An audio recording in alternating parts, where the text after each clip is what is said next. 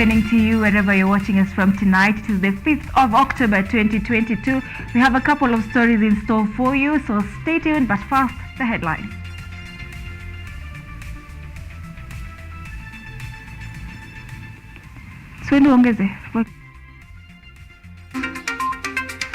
Uganda's President Yoweri Museveni makes an apology to Kenyans concerning tweets made by General Muhoozi.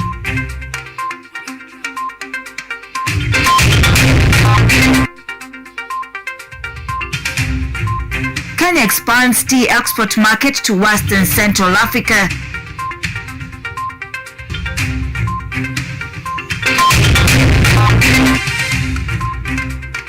Former President Uhuru Kenyatta invited for peace talks starting October 9 in South Africa.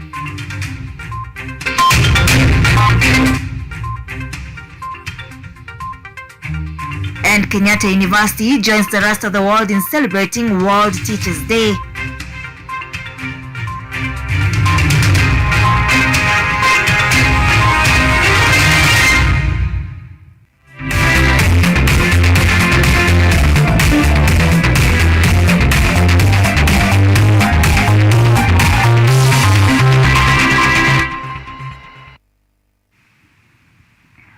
Sami Okello is our sign language interpreter tonight. My name is Odida. Welcome to the broadcast.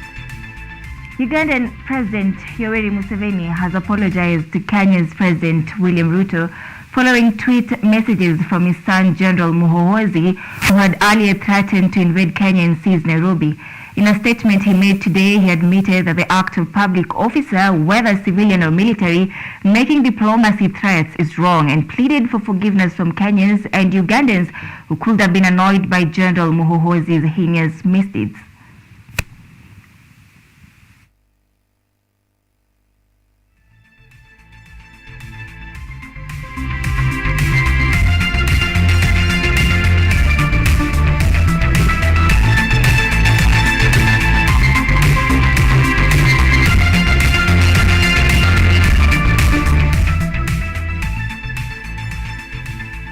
It is a sigh of relief to tea farmers across the country after the government entered a trade agreement with Ghana for the export of tea.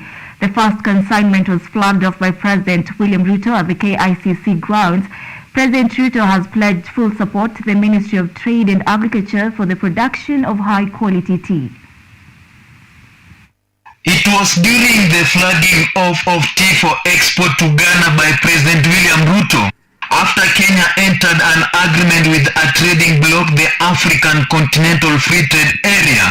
The news has been received with joy by tea farmers who for many years have been reaping poorly out of the trade. It is evident this won't happen again after President Ruto's promise of adding the value of tea from 5% to 50% in a period of 5 years. Kenya believed in the Africa Continental Free Trade Area from the beginning. I think there is normally a debate as to which country signed and ratified the Africa Continental Free Trade Area. President Ruto has pledged the investment by government in the tea sector in collaboration with various stakeholders in the industry including Ketepa to make this initiative a success for the benefit of farmers with low income rates. In the next 5 years, we must move our value-added tea from 5% to 50%. Today we are adding value to only 5% of our tea. I want to tell the ministry it's not going to be business as usual. We are going to move our value-added tea for export from 5% to 50%. In the agreement signed by Kenya and the African Continental Free Trade Area, beside tea, Kenya is expected to export other products like avocados, sisal fiber, textiles and leather bags. The move by the sector seeks to cash in on tea demand and other products in the region. Reporting for KUTV, my name is Shadrach Simiu. Now, the National Assembly held their second proceeding today where they debated on the President's address made last week on Thursday, which focused on improving the economy of the country. The members unanimously supported the president's speech, calling the proposals to be implemented for the benefit of all Kenyans. This comes as Speaker Wetangula is awaited to make a ruling on the majority leader in the August House. Your Excellency, the second day of the parliamentary proceedings in the August House began with members from both camps debating the president's speech, which was delivered on Thursday last week. The overwhelming majority of the members who supported the speech urged the president to make sure that his manifesto was clearly implemented for the benefit of common mwananchi. So, Mr. Speaker, I second the speech of the president. Mr. Speaker, we need to know regarding the Hustlers Fund. I believe it is a good idea if implemented well. Seme Member of Parliament James Nikal, however, criticized the speech, terming it too brief and devoid of strategies on how important issues in the country such as corruption will be handled, while his counterpart, Tharaka Member of Parliament George Getonga, conflicting with his sentiments. This document, this speech, seemed afraid to tackle that evil. Corruption, in as much as the monster in this country, does not require songs day in, day out. Sometimes the more you talk about corruption, the more we think that you may be actually trying to shield ourselves, to shield our eyes from hearing this. The legislatures called for unity of the House in order to operationalize the Hustlers Fund, which the president proposed for country's development. The legislatures called for unity of the House in order to operationalize the Hustlers Fund, which the president proposed for the country's development. The members also called for the proportional contribution to NHIF and urged the CS of Health nominee to ensure that every person gets a good health care service. The NHIF, which is very important, universal health care for every Kenyan, we must also contribute to it proportionately. Nominated CSs, especially for health, will be very at the forefront to ensure that every person gets a good cover and is actually assured of treatment, Mr. Speaker. The members will meet for a special sitting tomorrow, where the National Assembly Speaker will be expected to name the leader of majority, with both Azimio and Kenya Kwanza fronting Ugunja Member of Parliament Opiyo Wandayi and Kikuyu Member of Parliament Kimani Ichung'wah respectively. The ruling will be made at 2:30 p.m. For KUTV, I am Eugene Mayabi. Now, former President Uhuru Kenyatta has been invited for peace talks between Tigray's People Liberation Front and the federal government of Ethiopia. The talks, which will happen in South Africa starting Sunday, October 9, 2022, are aimed at building on continuous consultations with the two sides that have been at war. Uhuru and former UN Women Executive Director Dr. Phumzile Mambo will serve as panelists for the peace talks process. Last month, the Tigrayan forces agreed to negotiate with Addis Ababa and the influence of the African Union.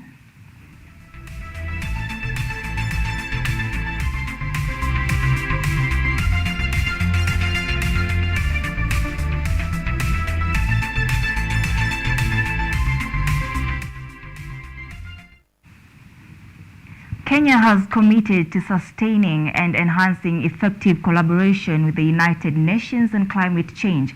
This comes after President William Ruto today held discussions with Amina Mohamed, the Deputy Secretary General of the United Nations at State House, Nairobi, where they also committed to intensifying the UN's partnership in regional peace and security as a necessary platform for the realization of mutual objectives.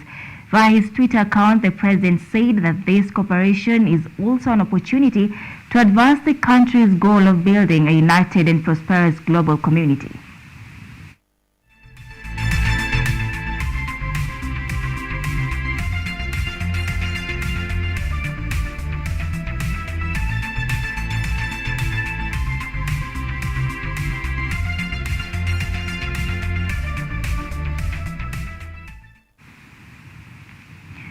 And independent gubernatorial candidate in the August general election in Kirinyaga County, Wangui Ngirishi, has sought court leave to withdraw the case she had filed against Anne Waiguru, was declared the winner by IEBC during pre-trial conference at Kerugoya Law Courts that ended prematurely after the petitioner's lawyer Brian Haemba disclosed to the presiding judge that they have received the instructions from their client to withdraw the case. Presiding Judge Richard Mwongo granted side 7 days the petitioner to file published and withdrawal and serve the respondents, I beg your pardon, and serve the respondents.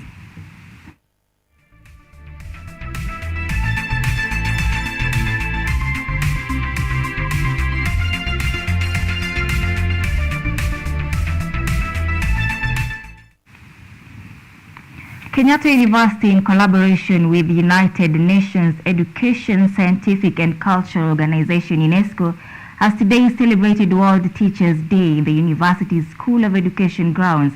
The event is commemorated annually since 1994 with the aim of recognizing the contribution of teachers in development and reforms in the education sector. The contribution of teachers in the development of education in any nation is exemplary. Thus, the World Teachers' Day campaign is mounted every year to help give the world a better understanding of the role teachers play in the development of students and the wholesome society.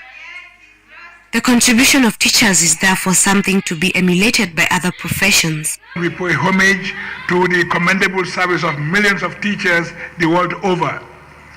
We are all, to a large extent, products of teachers who have contributed in no small measure to what we are today. We cannot repay our indebtedness to them. Professor Washeke Wanjoy, the Vice Chancellor of Kenyatta University, says that teachers are the main pillar in the development of the nation by laying a solid foundation and the knowledge and skills they provide to students and leaders.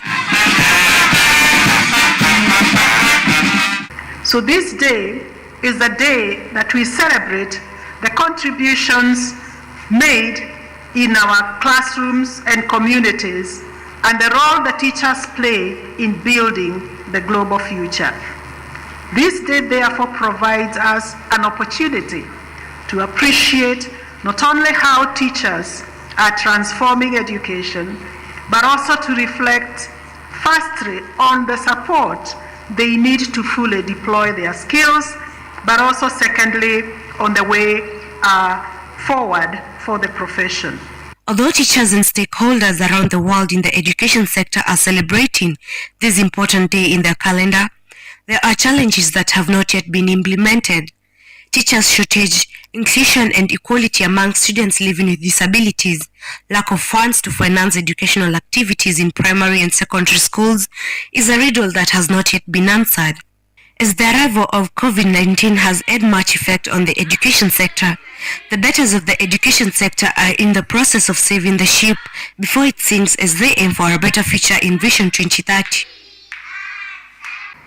It became very necessary to rethink of how to continue providing education. World Teachers' Day aims to focus on improving, appreciating and assessing the educators of the world and to provide an opportunity to consider the issues related to teachers and teaching. Teresia Maluki, KUTV, Kenyatta University. All right, that story by Maluki is taking us to our first short break. We're coming back with more, so stay tuned.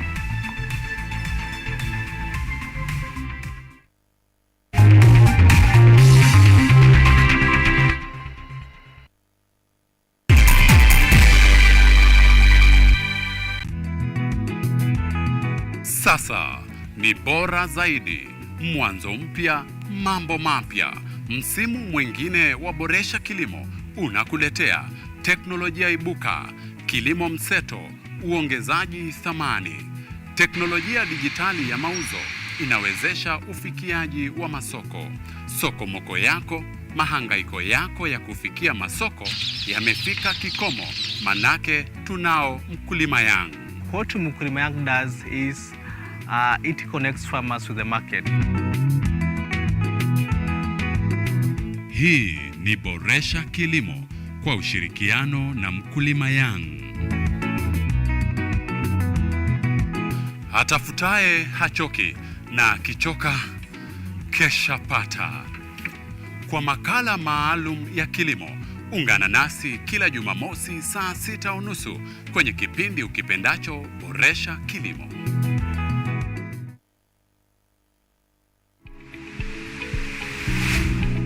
Dental hygiene entails practices that maintain healthy teeth and gums. These practices also prevent various diseases, and that's going to be a topic today on Focus on Health. Gingivitis is basically inflammation of the gum, which is so common in our population, so common. Like every other person walking on the street has gingivitis. Why? Because most people don't know they have. Basically, as long as you're brushing your teeth and then when you spit your toothpaste, you see some flick of blood, just know something is going on. Because ideally your gums should not bleed. So we say gingivitis is inflammation of the gum. So once the gum is inflamed, then you find that it bleeds. So at least visiting the dentist twice a year is good, and also starting these dental visits early with our children is very important.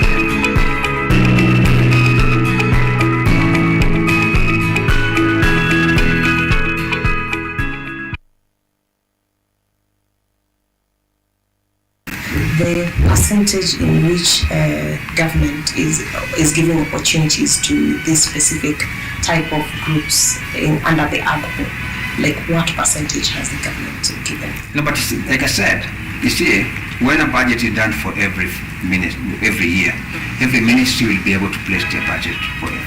But whatever is given to them, 30% of the budget for that ministry is dedicated to AGPO. 30%.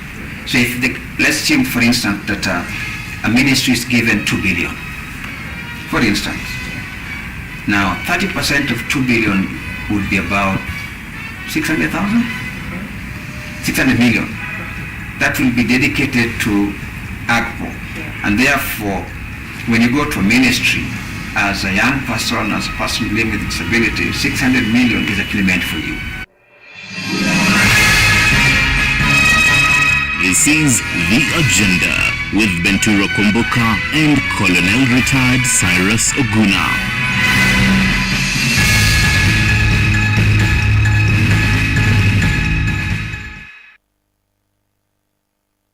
Motocross is a form of off-road motorcycling held in enclosed road circuits. In Kenya, most of the races are held at the Jamhuri grounds. In today's episode of The Future, we focus on young motocross enthusiasts from Kenya and neighboring Uganda.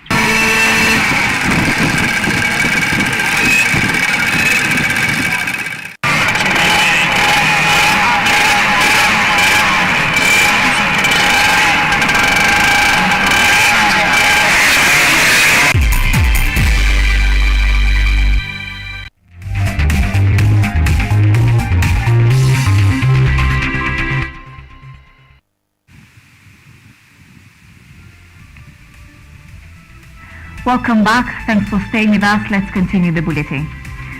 Now, after a 10-year ban of genetically modified organisms, President William Ruto lifted the ban on GMO on October 3rd. MPs from Azimio Coalition have, however, raised concerns over the health of Kenyans with the lifting of the ban and stated that the decision should have involved the public opinion. Following approval of the growing and importation of biotechnology crops, Kenya's cabinet issued a new directive unlocking billions for companies in the genetically modified organisms sector.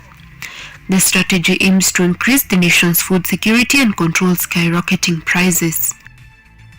The National Assembly's MPs under the direction of Opiyo Wandayi, the majority leader designate for the party, said the decision was significant and called for thoughtful public engagement.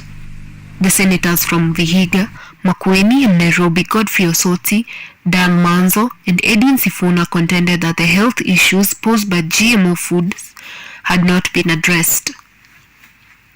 The MPs also questioned why the head of state didn't wait for the new cabinet before making such an important decision, but instead used the departing cabinet.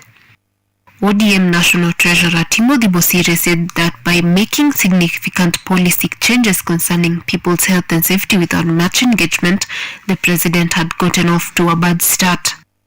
The goal of genetically modified technology is to provide a commodity that will support efforts to achieve food security.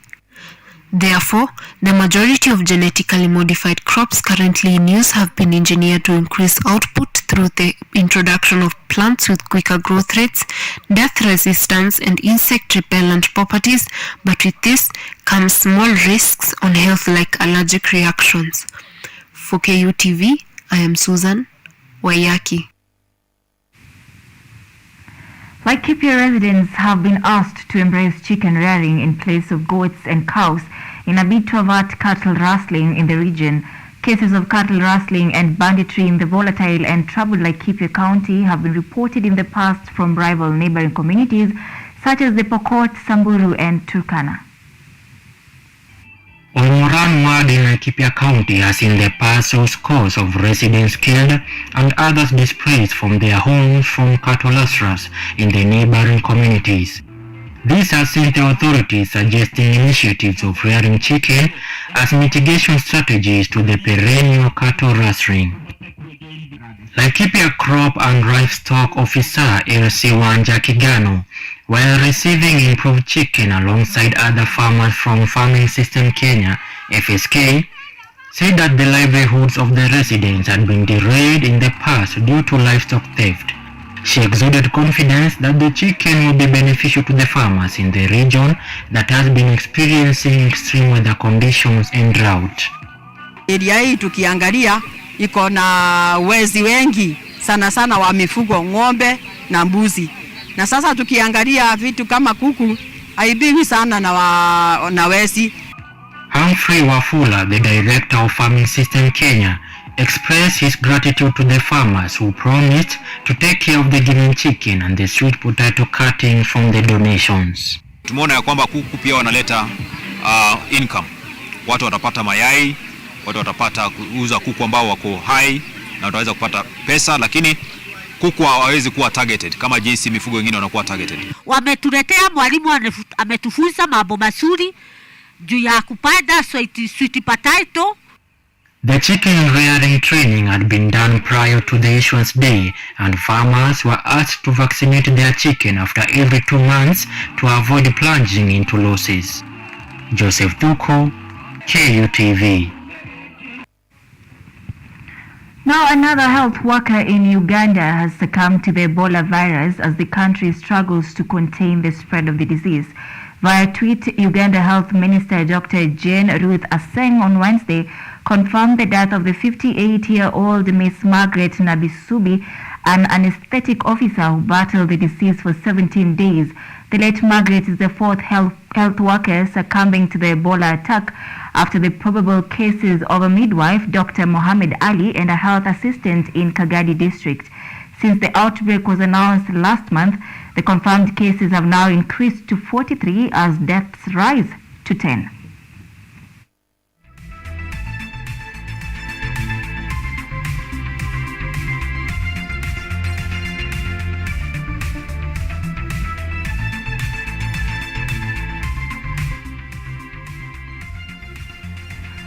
"26 minutes past the top of the hour." We are coming back with sports. Stay tuned.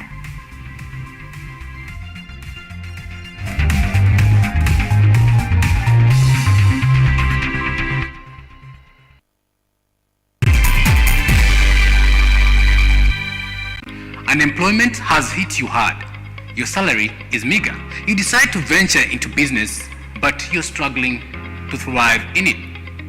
You would want to reap a big tip on how not to run into losses. Forget the preachy business vlogs, the hyperbolic motivational speeches, and all the roads down desperation.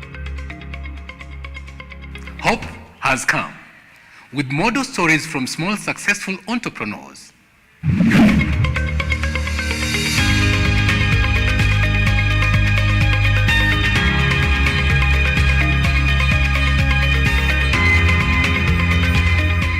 We tell you these tales weekly on The Budding Entrepreneur.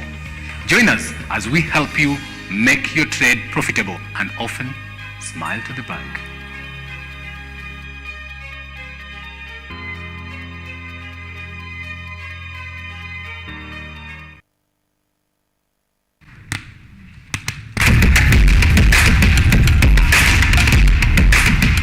Access to knowledge.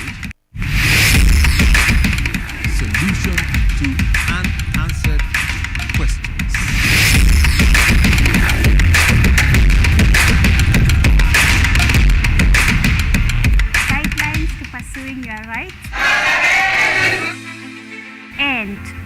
possessing your property, intellectual or material. This and more only on Law Matters.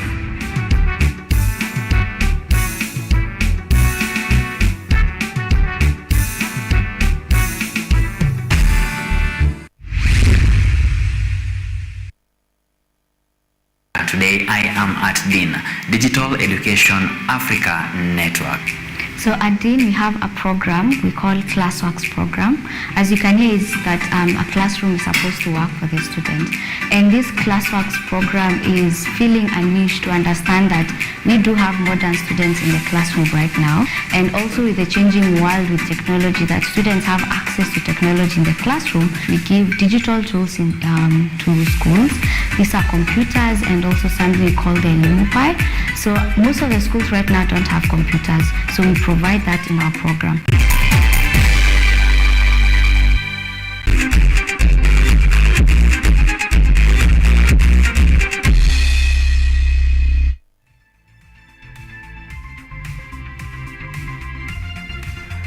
Welcome back. Thanks for staying with us. Now let's take a look at what's happening in the world of sports.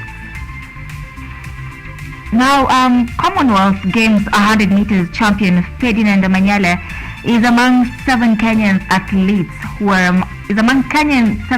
I beg your pardon, offered by the Association of National.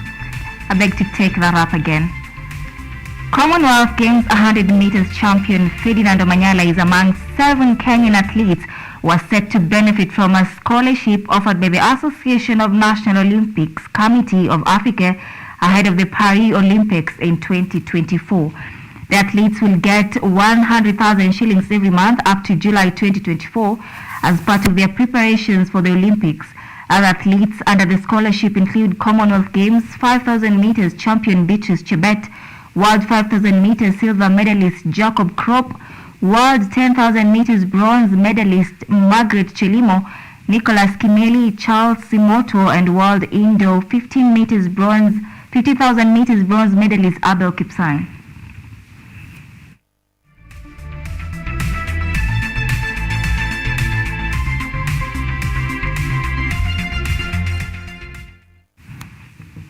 Kenyan athletes will be aiming at grabbing more medals in Chicago on Sunday after successful races in Berlin and London last week. The annual event, which happens in the first week of October, will have a couple of Kenyans on the course, including but not limited to Celestine Chepchirchir.